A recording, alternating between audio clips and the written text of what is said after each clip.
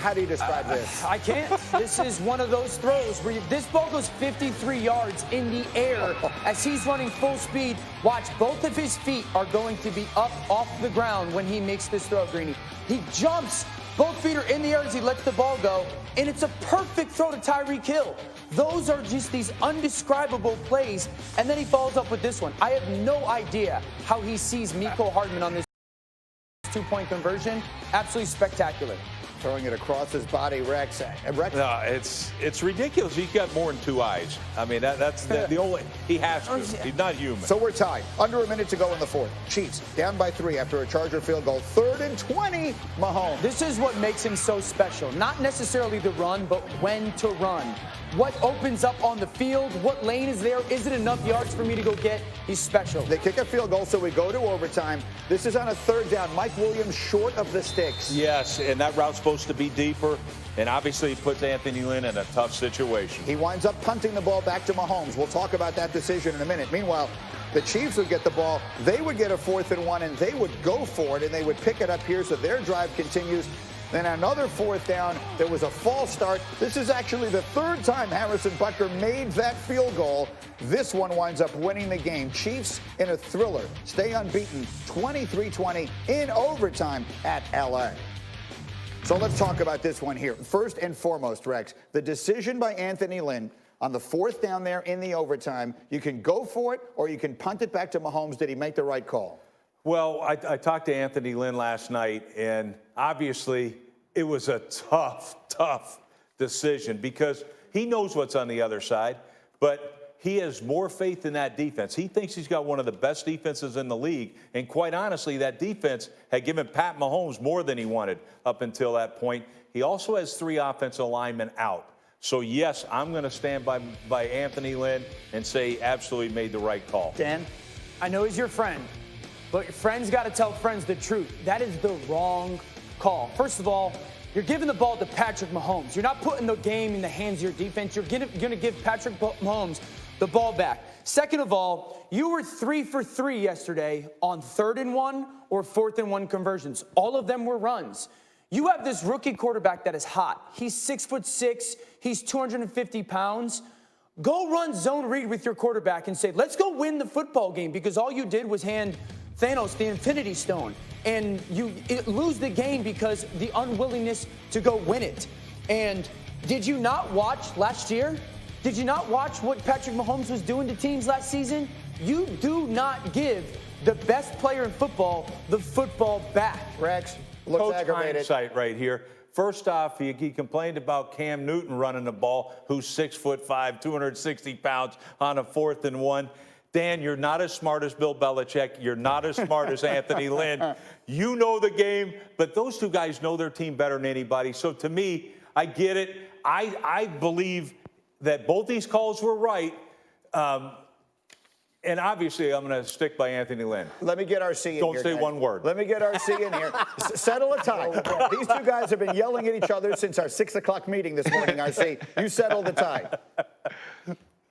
Listen, you know what? I'm actually going with Anthony Lynn. And let's not be confused. They didn't lose this game because of the overtime prowess of Patrick Mahomes. They lost it because of the thunderfoot of Harrison Butker, because he was able to kick not only 1, not only 2, but 3 field goals of 50-plus yards, and they all went in, whether it was a penalty, whether it was a timeout, and so that's why they lost. Also, when you look at this game, they were just on the goal line and couldn't get the ball in to score a touchdown. So Anthony Lynn figures you kick it. If you look at the first 3 quarters, this defense played extremely well, and I believe they're one of the best defenses in the NFL. Also, you do a zone read, or you give your young quarterback Justin Herbert a run-pass option, and he doesn't make it. Now the game finishes with a bad decision on an interception to Ladarius Sneed, and it's also the 4th down play that does give the ball back to Patrick Mahomes in even better field position to either score a touchdown or get an easy field goal. I like the call by Anthony Lynn. His defense almost made him right. It was just a great kick at the end of the game for the Kansas City Chiefs. Sometimes when you got the glow, you got the glow. It doesn't matter what show enough does. And in that situation,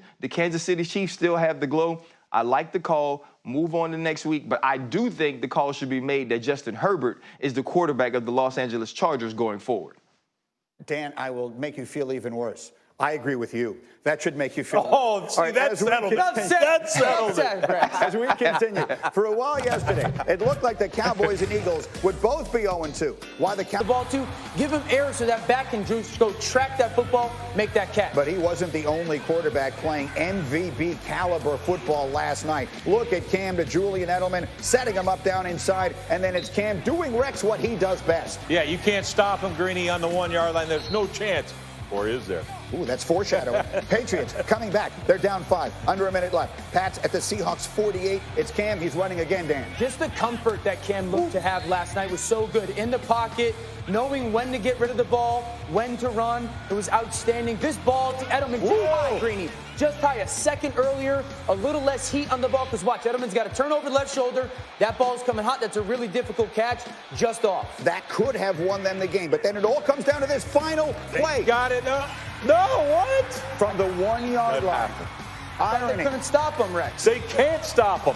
Nobody can stop Cam Newton on the 1 yard line. Except in this case, Seattle does. The 1 yard line situation between these two teams, which we'll all remember from the Super Bowl, flipped last night, as was Cam Newton and the Seahawks and Jamal Adams and company celebrating an extraordinary win, 35-30, the final in Seattle. About what you would think it would be.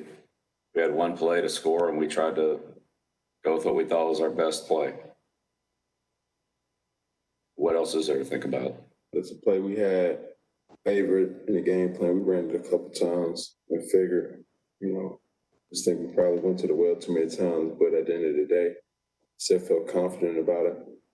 We just got to execute. Bottom line, last chance to win the game from the 1 line. You have Cam Newton. Do you like the play call?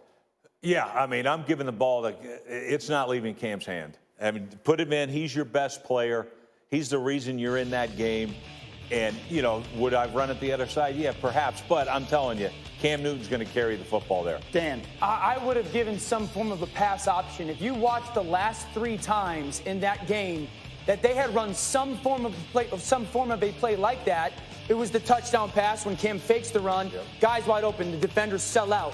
Then the very next play, they go 2-point play. It's a Cam run. The defenders sell out. They don't get there. And then again, you watch that play where he does get stopped.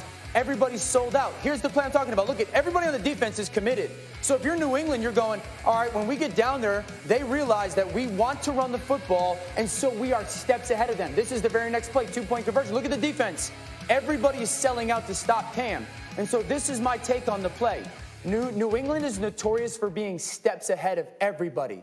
They're always thinking or outthinking you, and they didn't last night. So that's why I was disappointed in that play call, because there's more room for them to go, I know what you're going to do. Look at Seattle sell out. I know what you're going to do, and I'm going to do the exact thing you don't think we're going to do. One way or another, it comes down to a thrilling game with two teams that quarterbacks played great. RC, let's just talk about that for a minute. Russell Wilson, 5 touchdowns. He's off to an MVP start. But we wondered about Cam throwing the football in New England. I don't think we have to wonder about that anymore. Listen, you know what? I felt like I hopped in the DeLorean and we were in the second half of 2015 when these two dudes were the best 2 quarterbacks on earth, and Cam ended up winning the MVP because that's what type of performance we saw from both of these men last night. And this was what everybody said. Can Cam Newton create some sort of passing game, not only down the field, but outside the numbers with these weapons that the New England Patriots had? And I said very early on when he was signed that this offense could be better if Cam Newton was healthy than they would have been with Tom Brady. And that's exactly what we saw last night. It was a great performance by Julian Edelman in the slot. They got some contributions outside the numbers from some guys like N'Keal Harry. And then when you saw it was time to make a play, they put the ball in Cam Newton's hand.